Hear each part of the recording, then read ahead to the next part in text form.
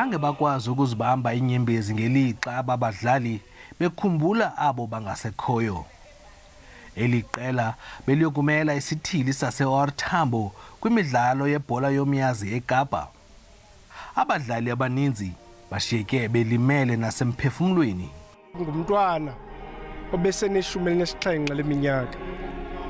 Esikolweni bengumuntu ofumana imbasa zide zantathu mhlawumbi apha kuSeptember kwesi sikolo kuthiwa iKhanyisa High School apha eMthatha.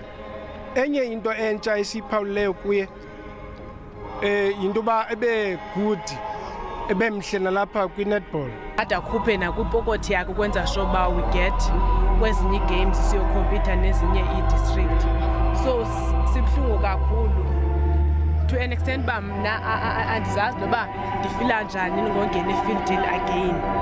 Urhulumente uthemba ukuba oku akuzobatyhafisa abanye abadlali bebhola yomnyazi. We are very grateful to the provincial government that decided to declare this day a day of a memorial service so that all the families and the sports-loving people of this district and this province can meet together to actually say goodbye to their loved ones as we start the funerals tomorrow. Siyakhathazeka ke kuba ke abantu abasazinikele kwezemidlalo njengabantu abatsha bayakubonakalisa into yokokuba ngabantwana abaphila ubomi obunenjongo.